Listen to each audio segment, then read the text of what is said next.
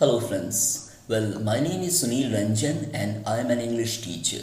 Now here in this video I have come up with the summary and theme of On Guard by Evelyn Waugh. Now first telling you about the writer Evelyn Waugh. Evelyn Waugh was an English novelist, short story writer, critic, essayist, travel writer, biographer, journalist and poet. He was born in London in 1903. He has been hailed as one of the greatest prose stylists in 20th century literature for his satirical writings on the drawbacks of modern society. His graceful use of unassuming language, coupled with the acidic exposure of hypocrisy and superficiality among England's upper classes, classify him alongside modern literature's excellent writers. He died in 1966. His story On Guard is an enjoyable short story through the changing situations of love. Millicent Blade is a young lady whose nose is so beautiful that it attracts many men. This wonderful modern short story shows a contrast between the inconsistency of a young woman's heart and a dog's deep sense of loyalty to his master. Waugh shows how an animal, a dog, behaves with a greater sense of loyalty than human beings. The story also addresses the alarming social issues such as unemployment, marriage, earning, and managing oneself in a foreign country. Millicent Blade is a charming young lady engaged to Hector. As Hector is unemployed, their marriage has been delayed. As the young man Hector fails to find a job in England, he decides to go to Kenya, where he has bought a farm from his friend Beckthorpe. He hopes to strike big there and make a lot of money. He thinks that it might take a few years there for him to be rich. He doubts whether Millicent would wait for him until then. Although Millicent promises him, yet Hector is not sure about her because her fascination for any young man lasts 4 months.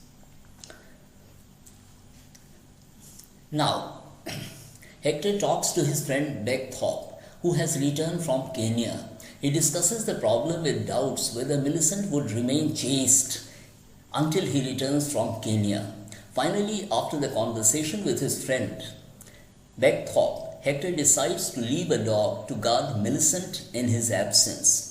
He goes to the livestock department and buys a puppy and names it Hector, his own name, so that Millicent continues to remember him and stay loyal. He says fondly to the dog to look after Millicent and see that she doesn't marry anyone until he returns from Kenya.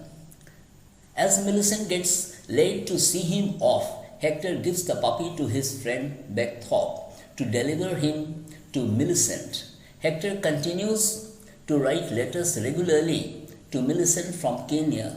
In this way, 2 years pass. Hector writes about the crops, the labor troubles, drought, flood, the local government, and the world market.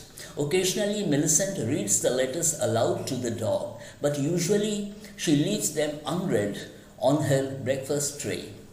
She has begun to love the dog. Every morning, Hector lies on her bed while she takes her breakfast and reads the daily paper. It is between 10 and 11 that calls come to Millicent from young men with whom she had danced overnight. She and Hector, the dog, move together through the leisurely routine of English social life. Once Hector leaves for Kenya, Millicent begins to entertain other young men. It seems as if the dog remembers his master's words to keep watching Millicent. The dog always frightens away all who try to get close to Millicent, his father's fiancée. He bites off the first man, Mike Boswell's hand, as the man tries to pat Millicent on her knee at the tea table. However, the dog realizes his mistake when he finds that his doing so had got Mike and Millicent closer to each other. Sometimes Hector pretends to be sick in order to disturb Millicent's closeness to any man. Even Millicent uses the dog to keep such suitors away who irritate her on the phone. She often holds the receiver down to Hector so that the man on the other side hears the animal barking at him.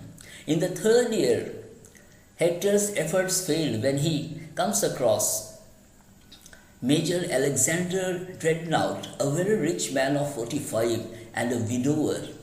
Major Alexander is charmed by Millicent's nose and begins dating with her. Millicent's parents get delighted at such a new prospect, but Hector does not like their meeting. The more he tries to get Alexander away from Millicent, the more he is fondled by him.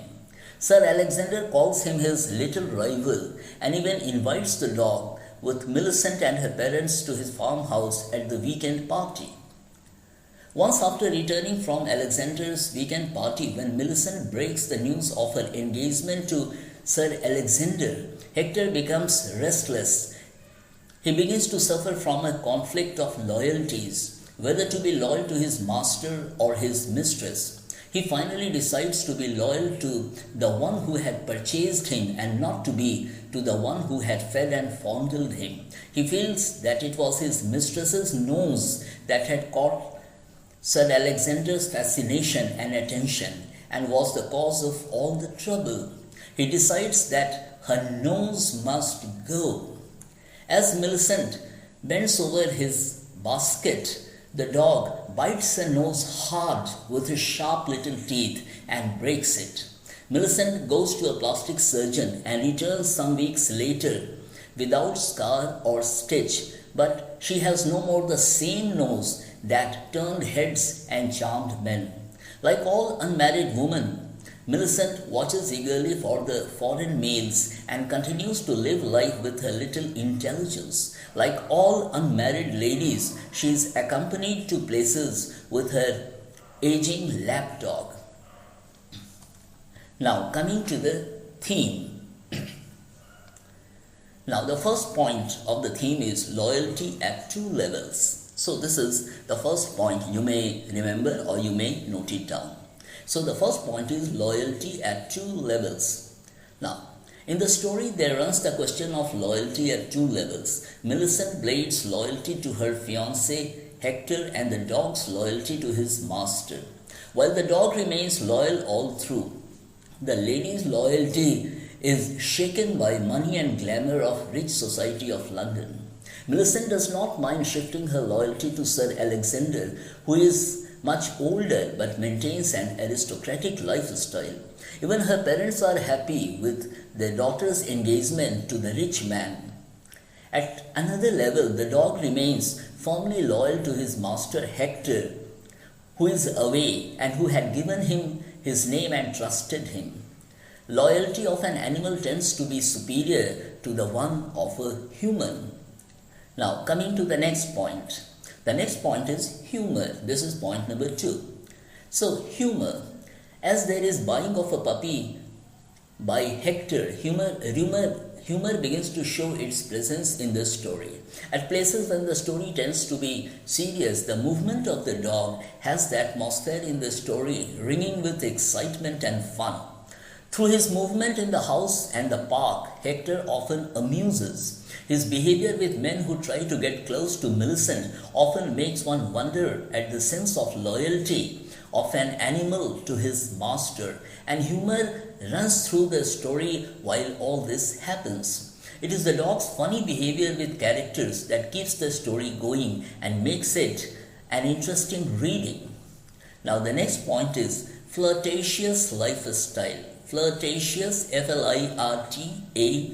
Flirtatious. So flirtatious lifestyle means the lifestyle that involves flirting. So here I begin. Young girls are often vulnerable to romantic approaches and associations. They are usually attentive to men approaching and courting them. This has been shown very beautifully by the story. This has been shown very beautifully by the author in this story through the characterization of Millicent Blade, a beautiful young lady with an unusual little nose who loves to meet new men in her life. She does not even mind going for some new man in her life after 4 months. She loves to have romantic associations and dance and flirt with new men. Now, coming to the next point, human values and animal instincts. I repeat, human values and animal instincts. In the story, the writer elaborates human values through the character of Hector, who goes to Africa to work on the farm that he has purchased from his friend, struggle hard and be a successful rich man one day to have a happy life with Millicent, with whom he has been engaged. He stays honest and sincere, loving and honest, but his fiancée, Millicent, and her parents back home in England have different options in their mind. They don't even care for commitment and honesty and shift their attention to Sir Alexander because he is rich and carries a high social status. On the other hand, the dog Hector cannot speak, but he remains honest to his master and does what his instinct inspires him to do, no matter it is an unkind act of biting his mistress, Millicent, at the end. While his action deserves praise, he is an animal. Sensing injustice done to his master, instinctively he reacts violently and bites his mistress, Millicent Blade, for being unfaithful to Hector and going for some other man. Now, the next point is social issues. While Waugh writes a short story of love and betrayal, he also raises serious social issues of unemployment in England, labour troubles and problems of the local government in Africa. The story also shows the clear class divisions in the British society, with the rich having an upper hand and moving along with all artificial human behavior that fails to inspire and enlighten the society. Now the next point is pathos. P-A-T-H-O-S, pathos. Often elements of pathos run through the story when Hector leaves his own country to struggle and work in another country to make a living and grow rich one day. His fiancée, Millicent, shifts her attention to other men in the absence of Hector, not caring for her association with him. She takes the relationship as very casual that can be changed at will. This is sheer betrayal on her part, but Hector remains honest, not knowing what his fiancée is doing in his absence back home. He has only left the dog Hector behind him to keep a watch over her until he returns. Such situations often have elements of pathos in the story. Now, the next point and the last point is irony. There is irony in the story when Millicent and her parents don't care for their commitment to Hector and turn their attention to Sir Alexander. Despite all love, tenderness and attention that Millicent shows upon Hector, she is easily taken away by the charm of money, glamour and high society of London. She does not mind even breaking her engagement to Hector and happily announces her engagement to Sir Alexander, a man much older than her who carries a high social status. It feels quite ironical when a dog, an animal, behaves in a manner usually not expected of an animal when he bites his mistress Millicent's nose to stay faithful to his master, who is far away in another country, to follow his words. So here I come to the end of the story and the theme of the story, On Guard by Evelyn Waugh. And my dear friends, if you listen to this video again and again, it will go straight into your brain and you will be able to write very well in your forthcoming examination and score high marks. So if you have subscribed to my channel, thank you. If you haven't, then do subscribe, because I promise that I'll be coming up with fine videos for you from time to time so that you score high marks in the examination and feel very happy and satisfied. Thank you.